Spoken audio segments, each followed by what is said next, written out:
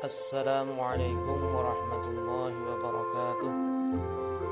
Bismillah, alhamdulillah, salatu wassalamu ala rasulillah Sayyidina Muhammad bin Abdullah wa ala alihi wa ashabihi wa mawala. La hawla wa la quwwata illa billah. Santri, putra maupun putri yang saya banggakan, alhamdulillah kita ketemu lagi dalam pelajaran usul fikih. Kali ini sampai bab talak atau perceraian dalam Islam. Untuk supaya lebih barokah pelajaran kita dan ilmu yang masuk kepada kita, mari kita buka dengan baca Fatihah. Al-Fatihah.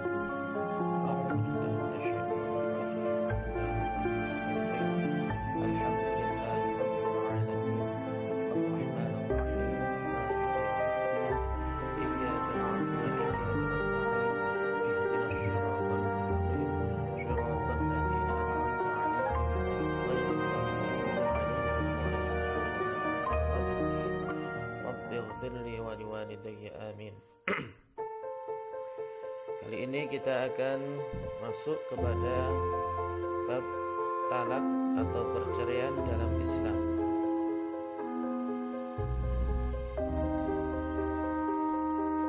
Talak atau perceraian secara bahasa atau etimologi berasal dari kata at-talaq yang artinya lepasnya ikatan.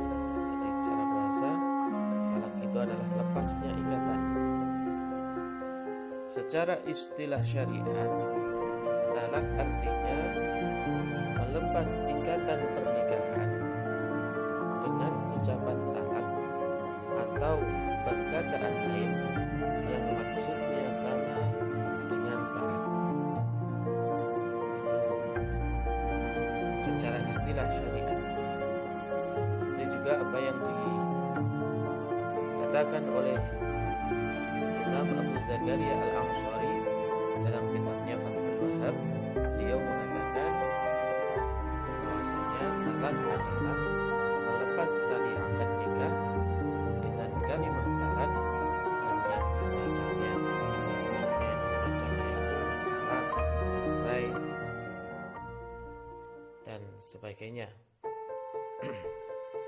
Itu makna talak secara istilah syariat. Jadi ketika seorang suami mengatakan menalak istrinya, maka otomatis lepaslah ikatan pernikahan antara suami yang mengatakan talak itu dengan istrinya.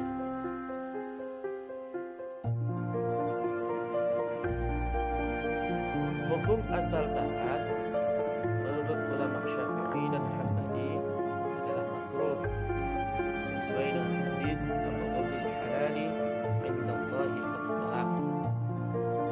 Perkara yang halal atau yang paling dibenci oleh Allah adalah talak. Hadis ini diriwayatkan oleh Imam Abu Dawud dan Imam Hakim. Sedangkan menurut Imam Hanafi, ulama Hanafiyah, hukum talak adalah haram sesuai dengan hadis la'anallahu kulla dhawwaqin bitlaqin. Allah melaknat orang yang kawin yang hanya bermaksud mencicipi dan sering menceraikan istri.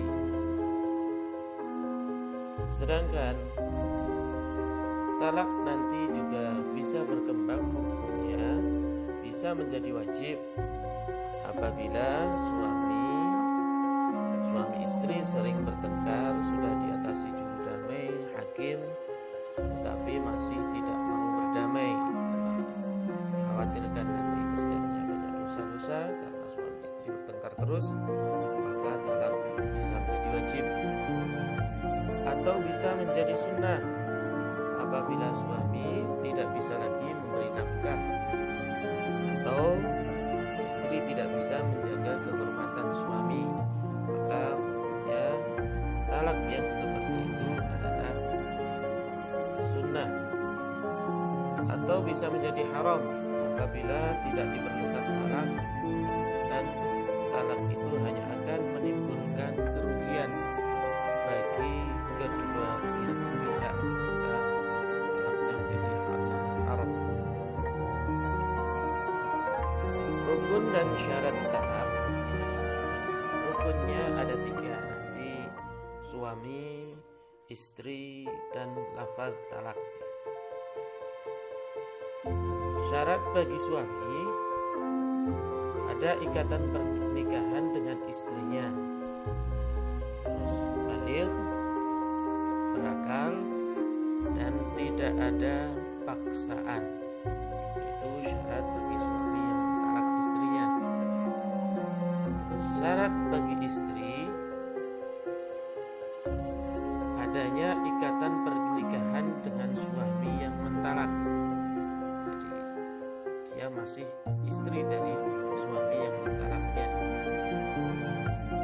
Yang kedua, istri itu belum ditalak 3 oleh suaminya, jadi dia masih dalam masa talak raj'i, rujuk, maka boleh ditalak oleh suaminya. Sedangkan kalau sudah ditalak 3, maka tidak usah ditambahi lagi, karena sudah ditalak 3 itu berarti sudah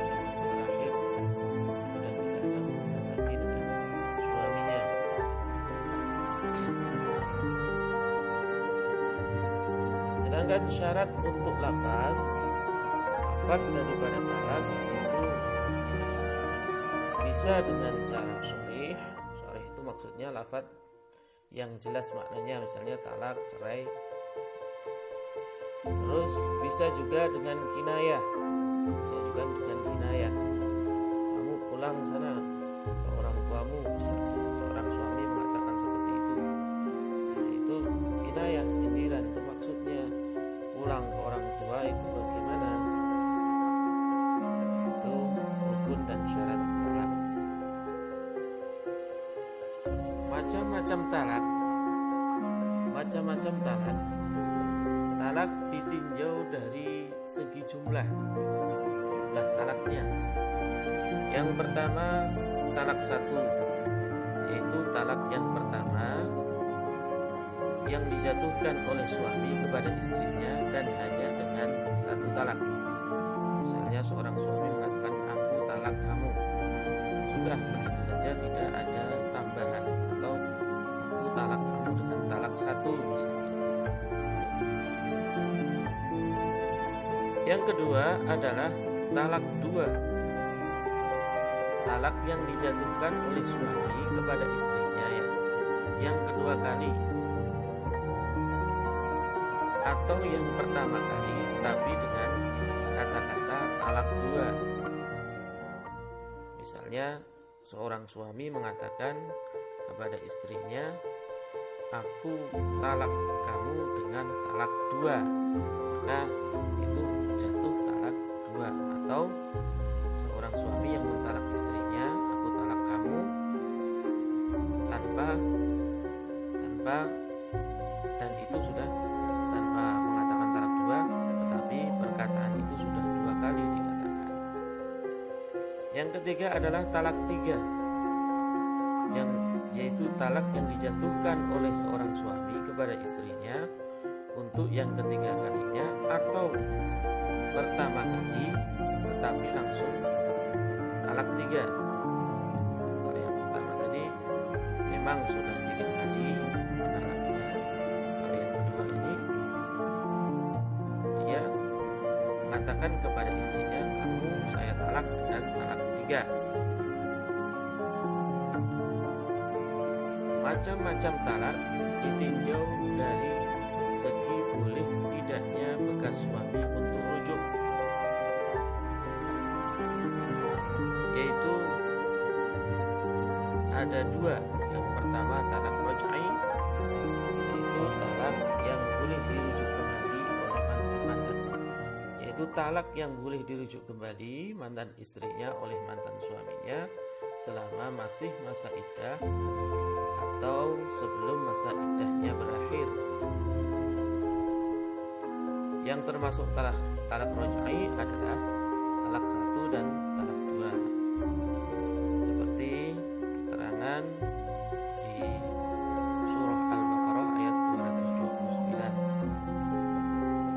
Yang kedua adalah talak ba'in. Talak ba'in adalah talak yang dijatuhkan suami dan mantan suami tidak boleh meminta rujuk kembali kecuali dengan melakukan akad nikah lagi dengan semua syarat dan rukunnya. Dia harus ada muhallil. Talak ba'in ada 2 macam, yaitu nanti talak ba'in sughra dan talak ba'in kubra. Talak ba'in sughra adalah talak yang menghilangkan kepemilikan mantan suami terhadap mantan istri, tetapi tidak menghilangkan kebolehan mantan suami untuk melakukan rujuk atau nikah ulang. Yang termasuk talak ba'in sughra adalah talak yang belum bercampur, adalah khulu, talak 1 dan talak 2. Talak yang bercampur, yang belum bercampur khulu, talak 1 dan talak 2, tetapi masa iddahnya sudah habis.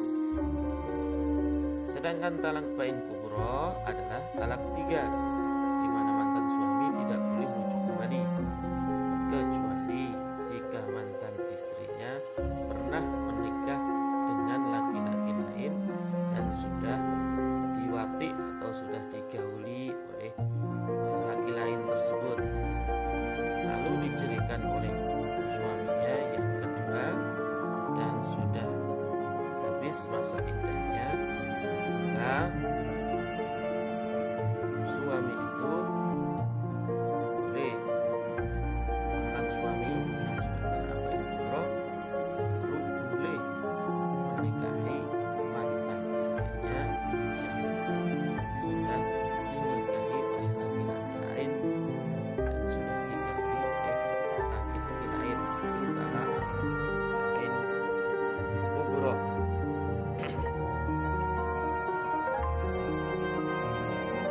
Macam-macam talak ditinjau dari segi keadaan istri.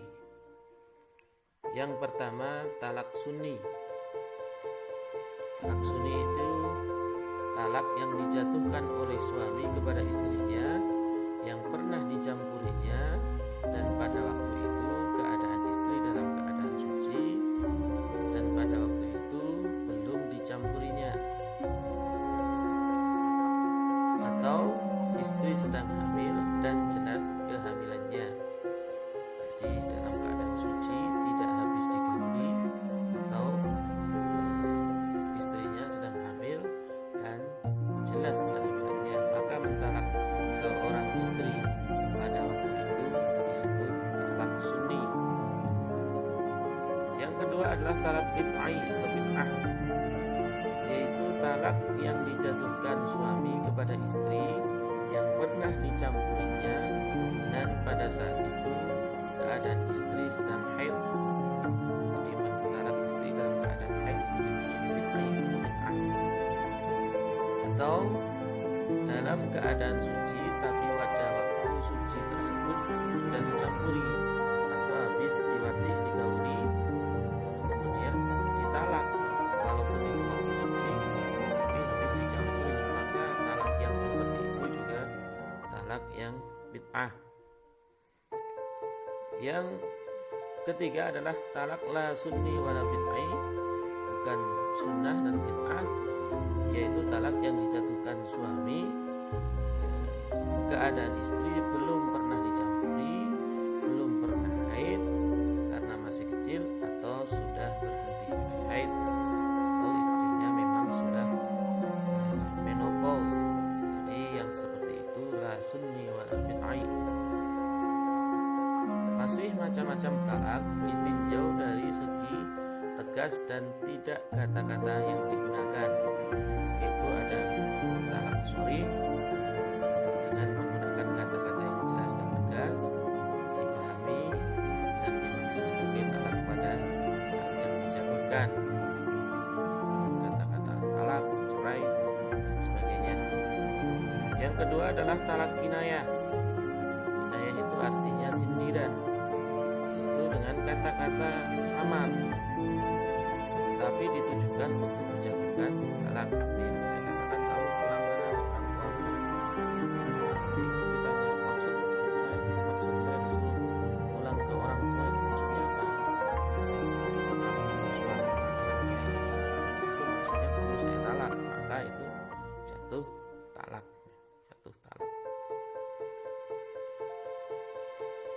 Masih macam-macam talak.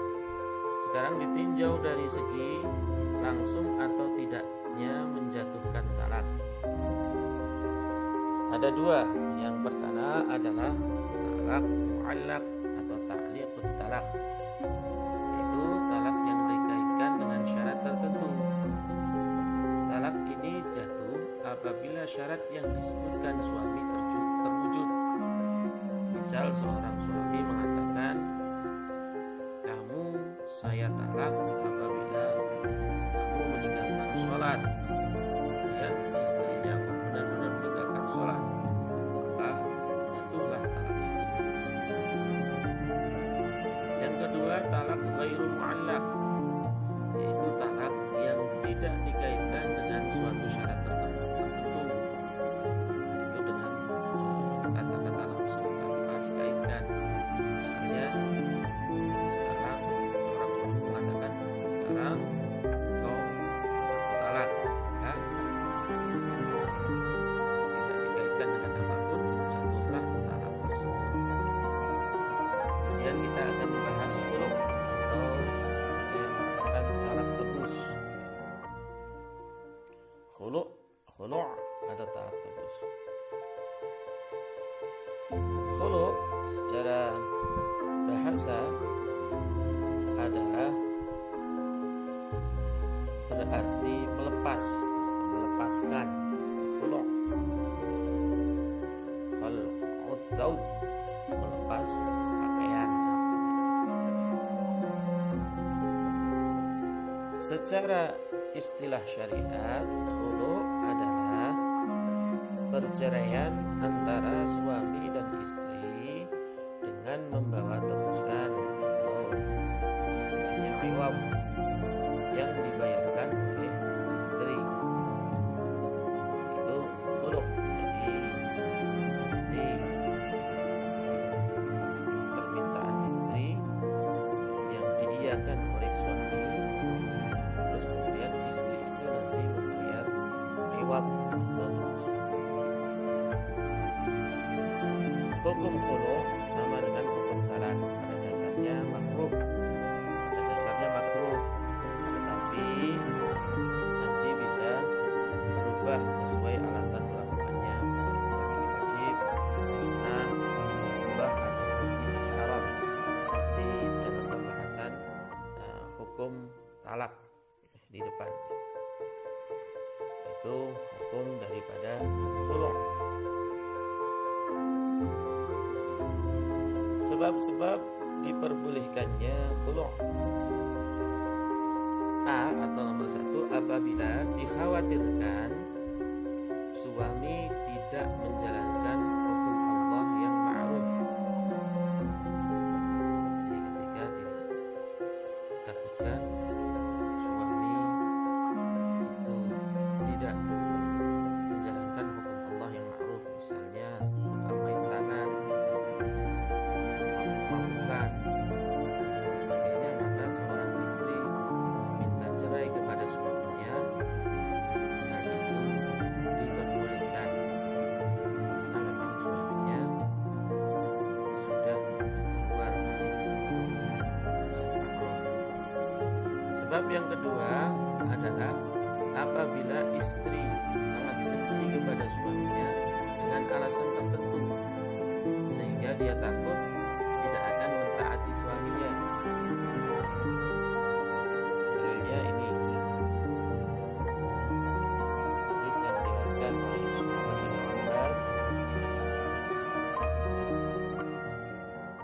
menceritakan tentang istri sahabat Thabit bin Qais bin Syammas.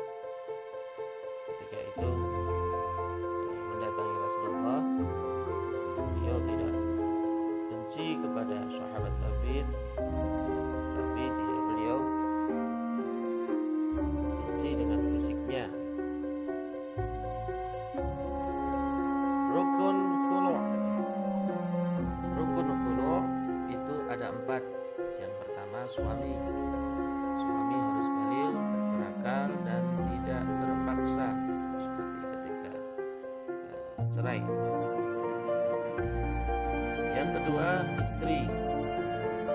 Syaratnya istri itu belum diceraikan oleh suami, sudah diceraikan namanya khulu'. Yang ketiga adalah ucapan khulu', seperti Anda cerai. Ucapan khulu' itu bisa nanti berupa yang sharih, yang jelas, atau nanti ucapan khulu' itu bisa berupa inayah. Yang nomor 4 adanya tebusan atau riwat. Riwat itu nanti sesuatu yang bisa dijadikan mahar. Sedangkan jumlahnya atau besarannya nanti tergantung kesepakatan kedua belah pihak, suami dan istri. Ada ulama yang mengatakan harus tidak boleh daripada mahar yang dijadikan mahar ketika suami itu menikahi istrinya. Itu rukun daripada khulu'. 1, suami, 2, istri, 3, ucapan khulu'. Yang nomor 4 itu adalah riwat atau tebusan yang bisa dijadikan mahar dengan besaran sesuai nanti